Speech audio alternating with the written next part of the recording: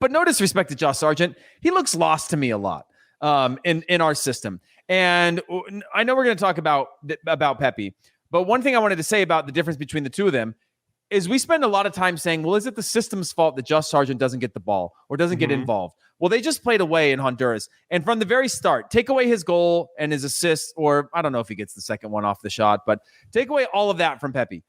Immediately, he had good hold-up play. He was scrapping for balls. He was out looking for the ball. He was getting other players around him involved. He had this situational awareness. He had, you could just feel his presence. And again, maybe I'm reading into that way too much because I'm invested in him and I'm invested in us. You're 100% invested in him. And finding a number 9 solution.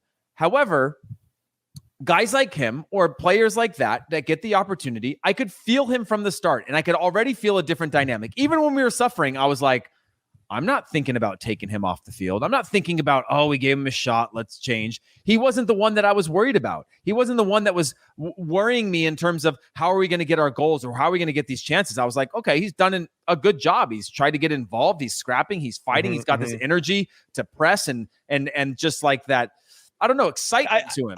I'll jump in and say he felt like a real number 9. Yeah. And P-Folk does at times as well, if we're going to throw him into the conversation, Daryl DK. But there was something about his movement tonight that I thought was very good. And I think in some ways we did Ricardo Pepi, I was going to say a disservice. We didn't do him a disservice. We did the opposite of that. We did him a service. And the reason is because we served him balls. Yeah, we started to hit balls from a deeper spot. That's how our first 2 goals were created. Just hitting a ball in a good area in the box. We talked about it. I was very passionate about it. Take what the team is giving you. Take what the other team is giving you. And we did that tonight. We didn't try to get that extra touch. We didn't try to. You don't always have to beat players one-on-one to get off a good cross. And sometimes if you do that dawdling and you're trying to make it happen, the runs are dead because the striker's already made the run and now he's got to recycle or whatever it may be, right? And so when you're hitting balls from deep, it allows our attackers to actually approach it in a different way, I'd say. And if everybody's on the same page, you can time your runs accordingly. And I obviously think we did that very well. We got a comment here from Hydra who says Berhalter got saved by Pepi. Yes, we could argue, a goal and 2 assists in the second half could do that to help you win 4-1.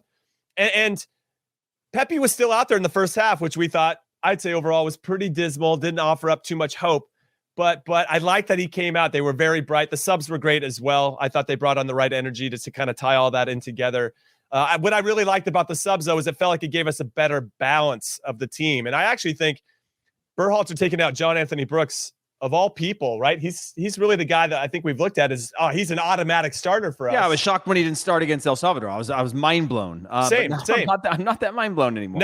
Maybe Greg's seen something that we haven't been paying attention to as much. But obviously the Canada goal for me still unacceptable. Even the goal today where he gets kind of turned very easily in midfield and doesn't track, doesn't have that urgency. Sprint. Yeah, doesn't have that urgency to get back is crazy to me. And so.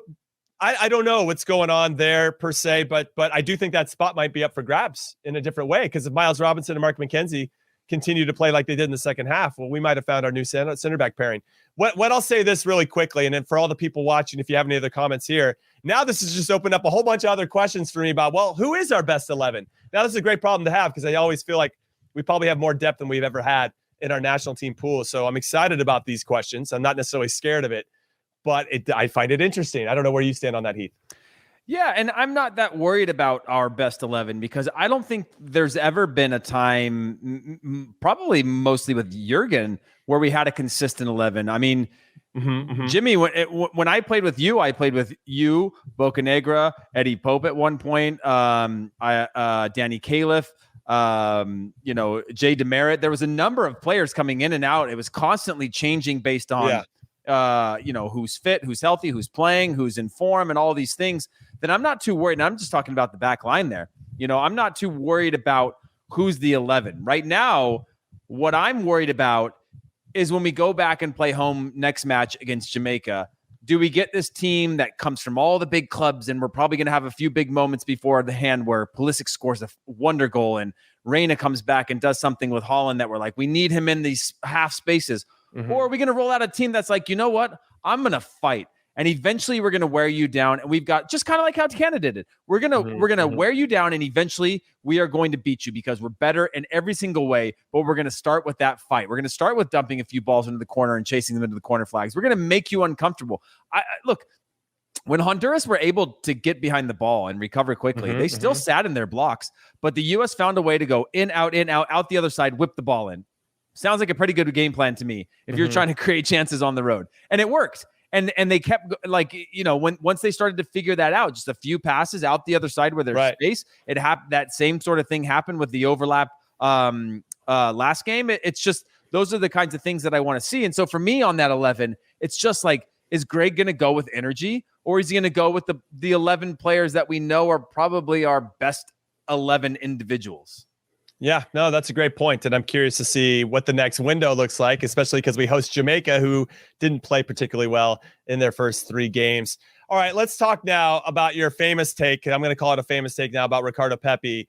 I know that our producer Des Norris is going to roll some tape for us about your thoughts about what makes this player special and why he's going to have a big impact on the national team. So hopefully Des is ready to roll that clip so we can all enjoy it for Pepi a second time. His goals are very similar to a Lewandowski. He scores in every single way from everywhere on the pitch, and it looks like the goalie's making mistakes a lot. He'll slot one to the near post. He'll roof one high. He can score on a header. He can score with both feet. But it always looks like something's gone wrong for the other team. And when you see that happen over and over and over again, you start to realize he's just got this nose for goal. Look at that. I also like my nodding. I'm like, I'm sure I'm listening to you. Yeah, this guy's full of it. This guy doesn't know what he's saying. But you weren't full of it, and you absolutely nailed it. So again, I want to give you a hearty congratulations there. What is it about his game that you saw prior to this that really made you a believer? He's just, again, like, he'll shoot from tough angles and score. He'll do things that he looks very comfortable doing that most strikers aren't. And there is just a way about his game. If you look at the fourth goal tonight, that is it Leggett that scores the fourth goal, right? If you see the speed of the release of Pepi's shot, one-on-one with the goalkeeper, he could have done better. He could have put it around him. But if you see the speed of the release off of his foot, in terms of the moment he opens his hip up to the moment the ball leaves his foot at real time, it will blow your mind at his ability to get that kind of angle on the ball. Forces the goalkeeper to parry it wide, keeps it in bounds. We finish it off. Now, is there any credit that Pepi should get for that? I don't know. Maybe, maybe not. But if you watch it happen, if you watch the way he sets himself up as a striker, he's 18. The way his first touch into his second touch and the speed of which it leaves his foot, it's something spectacular. And when you watch that happen over and over and over again, you look at him versus strikers now and you go, well, he doesn't have a crazy pace. He's not crazy athletic. He can't out jump. He can't whatever. But then when you see him get the ball on his foot, it reminds me of a story that somebody told me when I first got to Copenhagen about Wesley Sneijder and how they watched him play in a Champions League game. They were playing against Brøndby, and Wesley Sneijder was on the field at halftime as like a 16, 17-year-old kid. And all he was doing the entire half is shooting the ball as hard as he could with nobody out there. Like, he'd get the ball, take a touch inside, and smack it, and do it again and again. And people are like, this kid's crazy. Like, he's not passing with the other players. He's not doing anything. All he wanted to do was get the ball and smack it. And it reminds me of this kind of kid who just wants to get the ball and he wants to smack it. And maybe that's not doing it any justice of the quality that he has, but that willingness to score goals in a whole bunch of different ways and feel comfortable doing it. And at a high percentage. Again, I don't know what the stats are. People have been tweeting me and others about just his XG is like 4 times what it should be, and just the form that he's in right now. And you're speaking about it. For me, you're speaking about an intangible, like a mentality. And to Ace Stone just had a comment that he likes that we have this, or at least with Pepi, you have this attacking mindset, to your point, where he wants to shoot. He wants to get it off his foot and make something happen. And he's trying to break you down and looking forward. He's not necessarily looking for the safe option. He's looking for the option that's going to hurt the other team the most. And then Nomad says, what if you had Aronson underneath? And also, we haven't spoken about Brenden Aronson.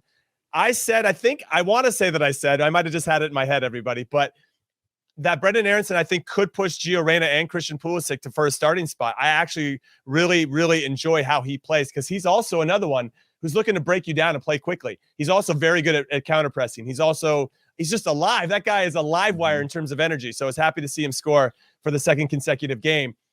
And I do think that we have these two players in Pepi and Aronson that maybe we didn't think we'd be relying on this early into World Cup qualifying, but here we are. And now I think they will be pushing Reyna and Pulisic and McKennie, if McKennie ever gets back into the team, for valuable minutes. And I'm looking at Aronson in particular for the midfield spots, whereas I think Pepi could be our number 9 moving forward. Now, Mbiva had a comment before that talking about Josh Sargent and how everybody was on the hype train with regard to, oh, like, this is the guy. You know, he scored a few goals. He's going to lead us to glory. We always love the hype players here in the States. But Ricardo Pepi might actually be the guy that's worth the hype. You were already hyping him before he even did anything, so you're ahead of it. Do you think that it's fair of us now as a fan group of the U.S. men's national team to really start to hitch our wagons to the hype train that is Ricardo Pepi and Brenden Aronson? Brenden Aronson, yes. And the reason I say Brenden Aronson, because he's proven that, again, there is his ability. He doesn't have to score all of our goals. He doesn't have to have all of our assists, but he gets into good spots. He finishes his chances when he gets them, and his energy is really, really high. The speed of which he thinks, the way in which he wants to play the game, I think give him intangibles that very few players in the national team have right now, and that willingness to play on both sides of the ball, which is the international game. There is no free pass for anybody who doesn't want to defend, and I think that's could be the biggest crutch if we have too many of these big players playing at big clubs that are not used to having to potentially put in that shift in a way that we need them to on the national team. The other thing I would say about Ricardo Pepi and why I like him is 3 times at a minimum tonight, he got the ball, and within 2 touches, Pulisic was spinning out underneath him to get the ball facing the field. And maybe that was because it was a good entry ball into Pepi. Maybe it was whatever. But his understanding of his role within the grander context of where he was on the field was like, get the ball. Pulisic spins off, obviously trusts him, lays it off to him, and Pulisic is now facing at the field, running at players in actual dangerous positions. Not from the 6, not from the 8, underneath where you're spinning out. Now you're running at a back line. And I think there's something super valuable about a striker being able to get our best player into better spots on the field. And that I think Sargent struggled at. Pefok struggled at. Pefok, again, I think he's great because he scraps and he battles, but he's not as clean as Pepi is when he gets the ball. Pepi can hold you off and get into good spots and get you into position and make decisions while he's doing that. Make decisions in real time. And again, he's got so far to go to prove me right or to prove that he can convert on the potential that he has. But those little things that you start to see make the game so much more predictable when you're on the field. You know, Jimmy, you've played with a whole range of players that some of which you could play an entry ball to, and you know you'd always get it back. You know, Brian Ching, Connor Casey, these guys battle for positioning. Brian McBride. You know that when I get it to you, there is a good chance that you're going to hold it up and find the right next play. And then you have other big guys that aren't good at that, you know, that are good at other kinds of things or don't establish that type of thing. And I think having that predictability, that trust and understanding with players around you, I think Pepi showed that. And I'm not saying he's the starter. I'm not saying he's going to be fantastic. Good start. But he's got these things that are immediate contributors to the overall quality of how this team is going to win and how we're going to get the best out of the other players around who clearly aren't able to do that with other players on the field right now.